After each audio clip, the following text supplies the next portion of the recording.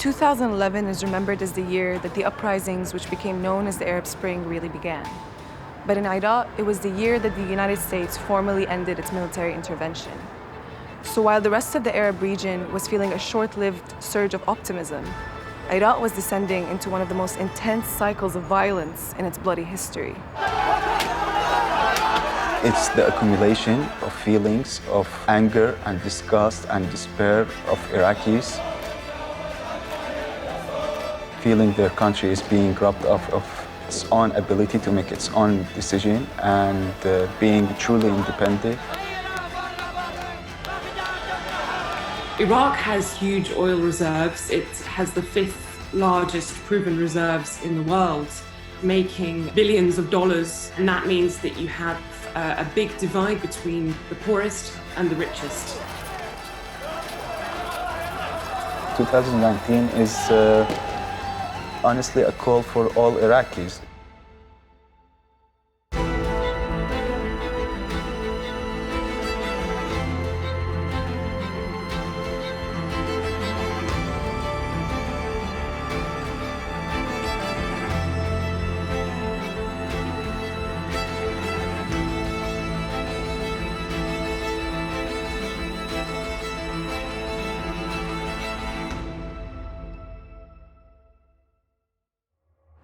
Saddam Hussein brutally ruled Iraq for 30 years, marked by wars with Iran, massacres of his own people, and an invasion of Kuwait, which saw him repelled by an international coalition. So when he was finally forced out by a US invasion in 2003, many Iraqis thought that things would get better. But what followed was absolute chaos. Clearly in 2003, you had the US-led invasion of Iraq, and Iraq was a US foreign policy priority. There were a lot of what are now seen as disastrous mistakes made during that occupation period. You had the dismantling of the state, to the de-Baathification process to try and get rid of anyone who was linked to Saddam Hussein. The problem is that, of course, many ordinary people were members of the Ba'ath Party because you had to be in Saddam's time. So the de-Baathification process of dismantling state institutions, the army, the police, I think is now recognized by many people who were involved, US officials, as a disastrous step. And you have the series of events that contributes to a very bloody sectarian civil war in the mid-2000s. The Americans leave in 2011. When they think that they've got control on what was al-Qaeda in Iraq, which was one of the main threats at the time. The US might have felt that it was the right time to leave, but in 2011, it wasn't as if Iraqis had much to be happy about. Their country was more dangerous and corrupt than ever, and so joining the Arab Spring seemed a natural progression. But their attempts to revolt were quickly crushed, and instead of reform, they faced more corruption, oppression, and sectarianism. Worse was yet to come. The Islamic State unleashed an unprecedented campaign of terror, capturing key cities in Iraq like Fallujah, Tikrit, and Mosul. لقد ابتليت بهذه الأمانة أمانة ثقيلة فوليت عليكم. The group went on to slaughter thousands of Yazidis in Sinjar and forced more than 7,000 women and girls into sexual slavery. It carried out torture, assassinations, and public beheadings, but was ultimately faced down by an international coalition in a bitterly fought war in 2017. The Iraqi government declared victory over the Islamic State in Iraq in December of that year. But the threat of ISIS lingered, with remaining fighters operating in sleeper cells. The country faced an uncertain future and mounting problems.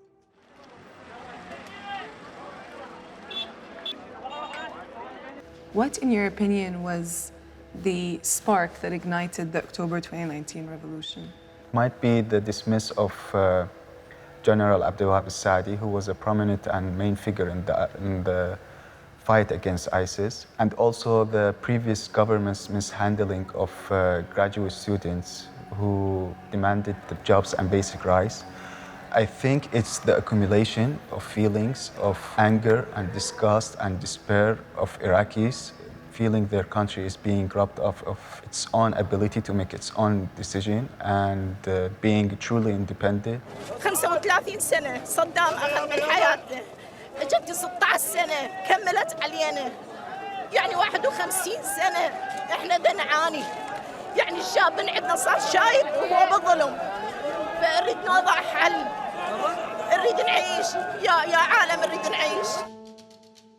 Iraq has plentiful natural resources, but they've never been properly exploited to benefit the majority of Iraqis. Iraq has huge oil reserves. It has the 5th largest proven reserves in the world. But having large oil reserves is not the same as managing the wealth that can potentially come from large oil reserves. Iraq has really relied on money it obtains from selling its oil as crude oil, not refined, so as a very basic product rather than adding any value to it through refining it into petrol or any other oil products. Corruption is also a huge problem.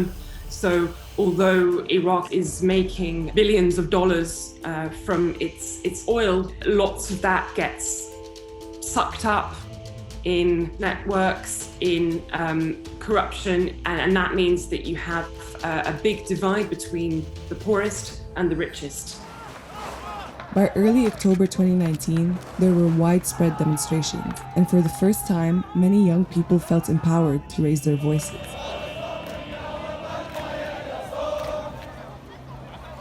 Mary Muhammad wasn't a typical protester. She's 22 and works in a beauty salon in Baghdad, where she makes a decent income, so she could have stayed home.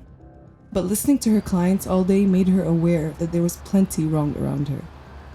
أنا من الناس قلت خلاص يعني دا أشوف بلدي دا أشوف اللي دا يصير بالشباب بالبنات إحنا يا أما نرجع نحيي بلدنا يا ما يخلي نموت.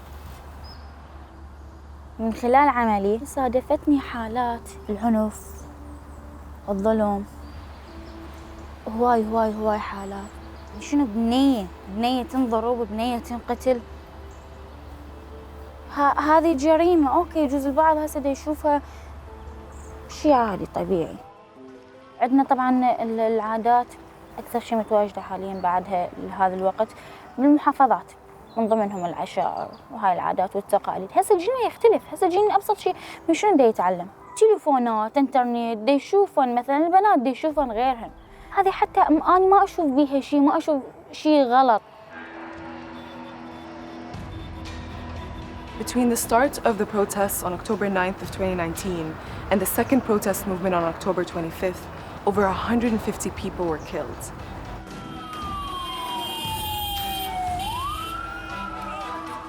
But nevertheless, it became clear that the Iraqi establishment could no longer stop the uprising.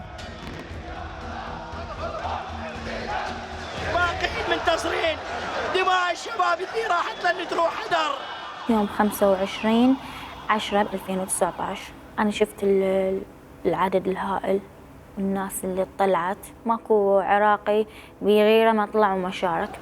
الكل طبعا طلع وقال نازل أريد أخذ حقي. طلعت نزلت أريد أساعد. مستلزمات طبية دا أخليهم كلهم جنتي راح حسن نروح ندخل جوا الجسر. شوفوني الشباب تفاجئوا قالوا لي تبني جابك منا. قلت لهم أنا ما توقعت إيش. قالوا لي أوكي. قلت لهم بس أنا عندي أكل أريد أوصله. قالوا لي خليه ورجعي. أعطيتهم كم كرتون من الأكل وأخذت البعض ورحت من هناك ووزعته. ما انطاني قلبي أرجع. ما قدرت أرجع فبقيت. What was unusual was to see Iraqi women protesting in large numbers, going out after dark, which hadn't felt safe in a long time.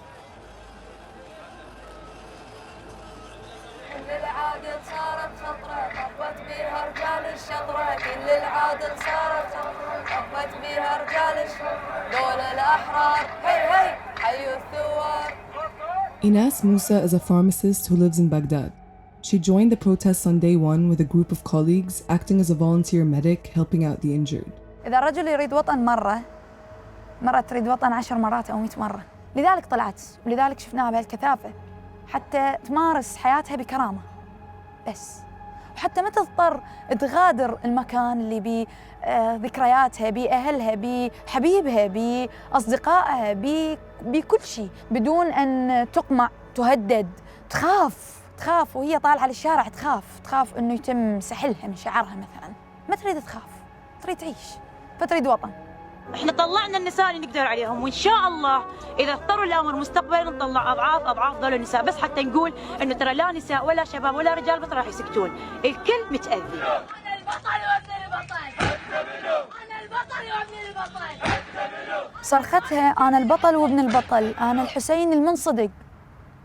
هاي الصرخه اللي امراه عراقيه من البصره لمستني، لان انا امراه عراقيه من بغداد، متعرضة، حسيت نفسي لنفس الويلات اللي متعرضت لها ريهام يعقوب.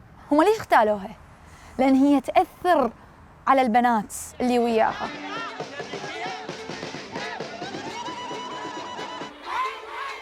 If the presence of women was surprising, so was the fact that no one seemed to care about the sectarian divide. But in the protests, Iraq's Sunnis and Shias were finally side by side, united in frustration.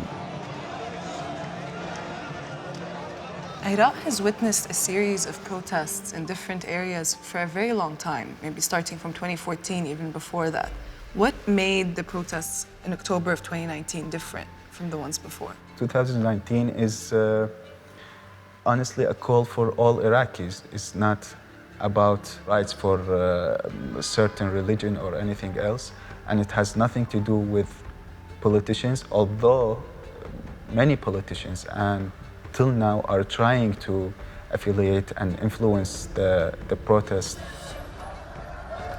It was in Shia cities, despite that the Shias have huge authority and huge influence in the whole political scene, but the people feeling like it's not being directed towards Iraqis. Protesters began to speak out against the influence of foreign powers in Iraq, especially when it came to Iran's dominance.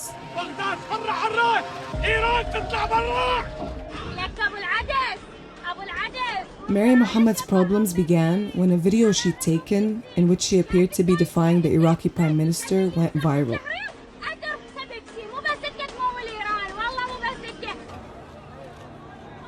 Then a second video was widely circulated, in which she appeared to hand cash to tuk-tuk drivers who were helping transport wounded protesters to the hospital. Her notoriety came at a cost. Suddenly, she found herself in grave danger. حسيت على نفسي بسيارتهم أسفل أقدامهم، لي ورا، هم قاعدين لي ورا، أني أسفل أقدامهم، مشتفة بالعلم. فمن قعدت فتحت عيوني شفتهم هم، قلت له الله يخليك لا تقتلوني. اللي قاعد إيش قال لي أختي لا تخافين، مجرد تحقيقات ورجعك. Mary was held for 9 days by armed men and says she was beaten and tortured. اللي كانوا يحققون وياي رجال أذوني وضربوني، بحيث العصا الدونكي هذه اللي تكون بيها كهرباء كان يربطها هنا ويخليها اختنق، يخنقني كلش، احس روحي وعيوني تريد تطلع، يعني اوصل الموت، يرجع يهدها، يرجع يقول لي حتحكين اعترفي. طبعا اعترافات يريدني اعترف اشياء، اقول له والله ما اعرف، ما يقول لي اوكي، يرجع يخليها تطلع، روحها تطلع اكثر من مره. سوى هذا الشيء بحيث صرت اتمنى انه اني ما اشيل هذه العصا لحتى تطلع روح، لحتى اخلص. Inas was also abducted. She remembers waking up in a black SUV, having been beaten. الخطف ما اريد اكون بكل شيء، بس انا هم طاردت. واحده من المطاردات صارت فيلم بوليسي هندي، اخذوا تليفوني مني طبعا، ما طلع لهم ولا رقم من الارقام اللي عندهم اياها. تاكدوا انه اني مجرد بنيه صيدلانيه ما لها علاقه بالسياسه، ما لها اي راي، كل شيء يسالوني اياه ما اعرف. ليش طلعتي؟ لانه شفت دم على القاع، لانه انا اقدر اطلع، فدا اسوي اسعافات اوليه وهيجي. تبريت من كل شيء، من كل مبادئي، من كل شيء، يعني كذبت حتى بس يخلوني اروح، وخلوني اروح.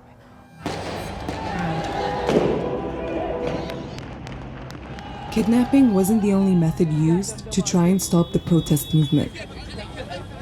بدأ الترهيب. خليني أرجع لك من القناص. أنا كميديك عبرت من يمي 2 واستهدفت اللي قدامي ووقع.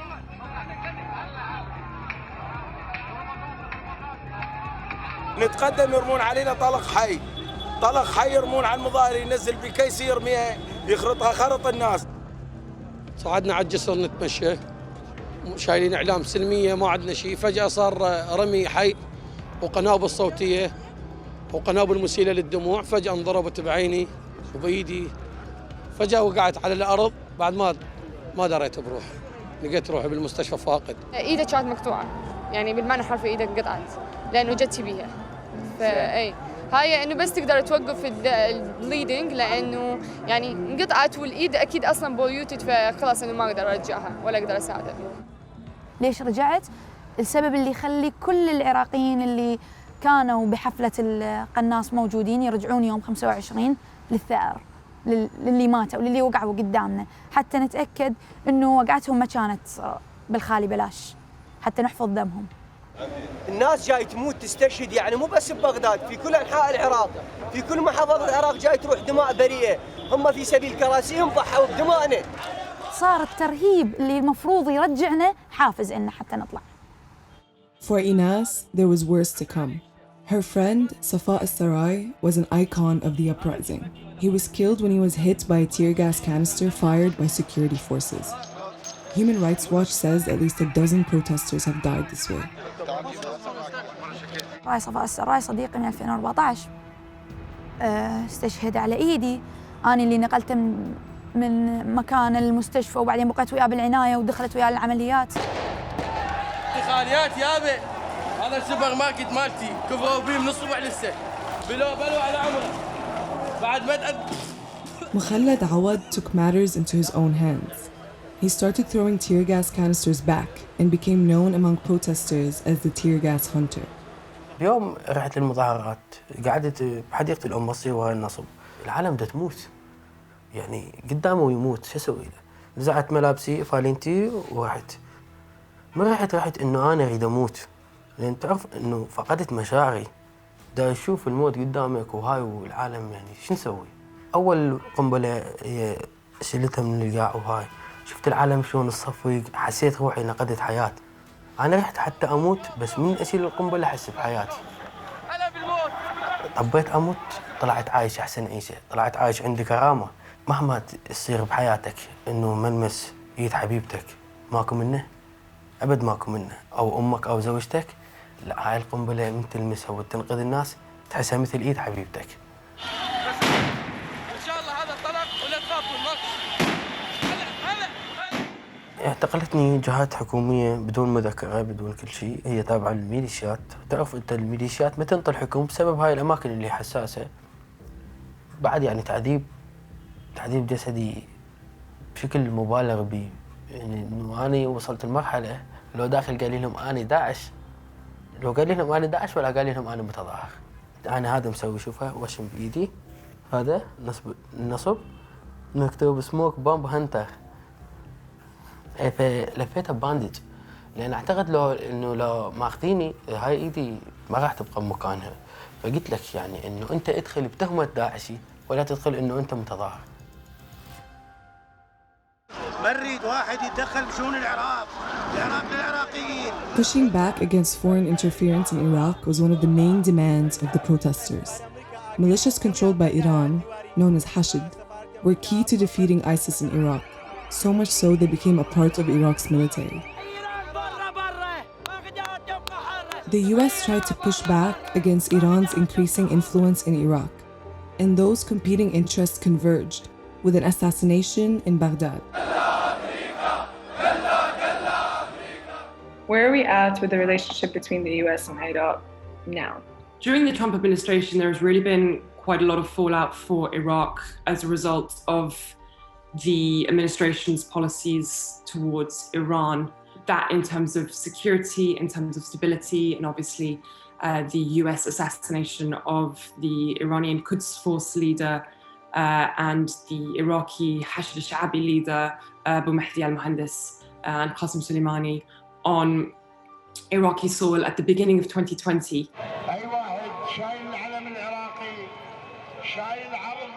What effect did the assassination of Qasem Soleimani have on the revolution?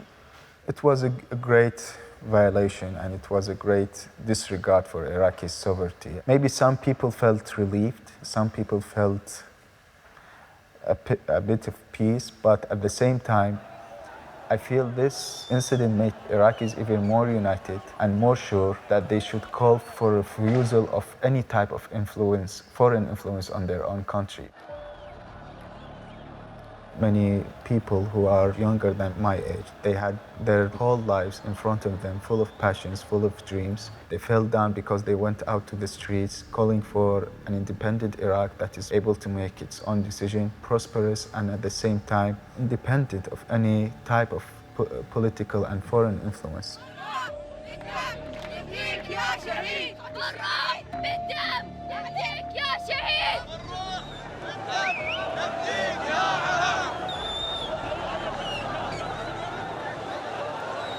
المرحلة الأولى قالت الحكومة استقالته، والمرحلة الثانية مجلس النواب، وما نترك الساحة أبد لمن يستقيل آخر فاسد من عندهم. Almost 2 months after the protests began, Prime Minister Mahdi resigned. وفق القوانين النافذة. For Mokhalad Awad, it wasn't enough. عادل عبد المهدي 800 شهيد و25,000 جريح و5,000 معوق، وانطوه بدل 10 مليارات وراتب تقاعدي وسافر لفرنسا وحصانه. شنو اللي تغير؟ شنو اللي تغير من 2003 وما قبل 2003؟ ما تغير شيء، لذلك احنا طلعنا نغير، احنا الشباب، احنا اللي العراق، احنا اللي راح نبني. احنا استبشرنا بالخير، ومن يوم اللي بدينا الاعتصام، تمام؟ من يوم اللي صرت سيارتك وتسلمت المنصب، احنا اجينا واستبشرنا بالخير وطالبنا. Following numerous attempts to form a government, Mahdi was eventually replaced as prime minister by former intelligence chief Mustafa al-Qadhimi, a leader acceptable to both the United States and Iran. واجبات الدولة تجاهك توفر الحياة كريمة، توفر لك وظيفة. صحيح. اعطوني فرصة. He had strong popular support to begin with. By promising protesters they'd be listened to. But that support began to evaporate after al-Qadhimi ordered the closing of Tahrir Square to protesters. The square had been at the center of the uprising. This all happened against a backdrop of assassinations targeting activists and liberal figures. These were believed to be masterminded and implemented by pro-Iranian factions. He's closing Tahrir Square, for instance. What is your opinion on Qadhimi in general? Closing of Tahrir might be one of the contradictory signs that Qadhimi sent, because he assumed power promising of accomplishing and achieving all of the protests' demands and goals. I don't think Tahrir Square make the protesters feeling less motivated towards going to the streets again. تشغيل حققت كل الأهداف، قضت على الطائفية، بس ما حققت الهدف السياسي. الهدف السياسي إنه إحنا إذا نريد نغير سياسيا ونشارك بالانتخابات، عندنا شروط. إنه تعرف لازم مفوضية انتخابات أممية والبطاقة البيومترية وقانون انتخابات دوائر متعددة صغيرة. So consensus on holding early elections doesn't necessarily still stand because people don't have full faith that mechanisms that are supposed to be in place to stop powerful parties having armed wings. People don't have faith that those limitations and those laws will be enforced and will be applied. And so therefore, by holding an election, there is concern that actually you will empower the existing political elites because whichever system you're using, they can use it to their advantage. والمفوضين لتدبير كل العقبات أمام منفذ الانتخابات للوصول إلى ظروف طبيعية. Al-Qadhimi has promised elections in 2021. But even if they happen, many Iraqis are skeptical about their prospect of bringing about real change. There was some belief that he went some way to meeting the demands of protesters, and some of the protesters remain firmly against him. So there were a lot of divides. There is co-opting. There is a real threat towards people who come out and protest. Those factors combined with the coronavirus lockdown really means that we are not seeing now the same sort of protests in Iraq and the South as there were last summer. خلاص كافي.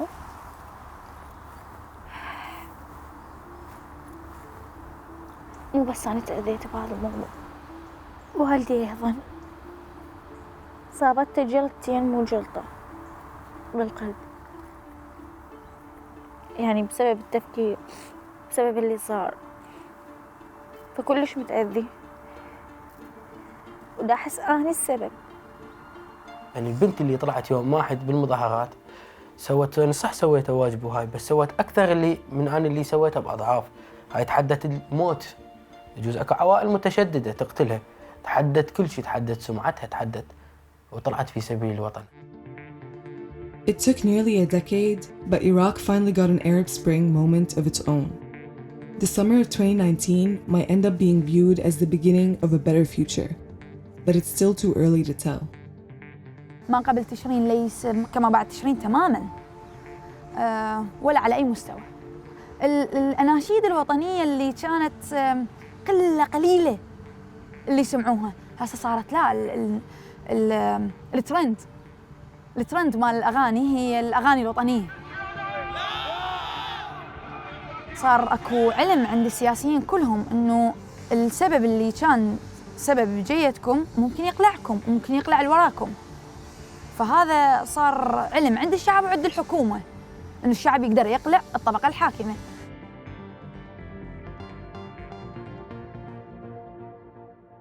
So are you hopeful? I'm always hopeful. I might not witness the Iraq I dream of during my lifetime, but whether Iraq would reach to that image I always carried in mind and had in mind, definitely yes. Not because others will help us, but because of the Iraqis themselves.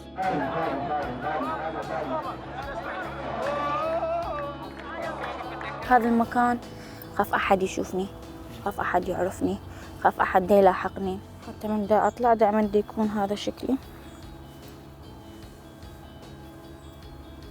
وعلى هاي الحال يا راح يصير لي تقريبا 15 يوم. قلت لي إذا يستحق أو لا، أنا أشوفه إيه يستحق.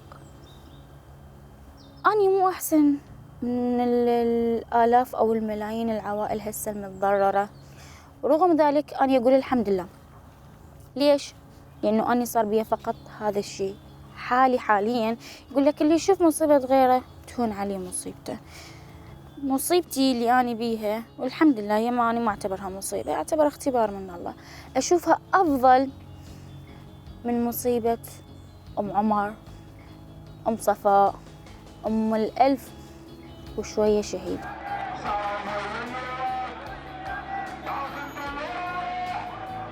التفاؤل كله هو الجيل الجاي، هذا الجيل اللي كان يرعد التحرير يوم الأحد. الأب مني ناقش ابنه كانت النقاش دائما ينتهي بشو نسوي؟ ها هي هسه لا، بابا ايش راح نسوي؟ ايش تنصحنا؟ شنو ممكن نسوي؟ لأن احنا راح نسوي.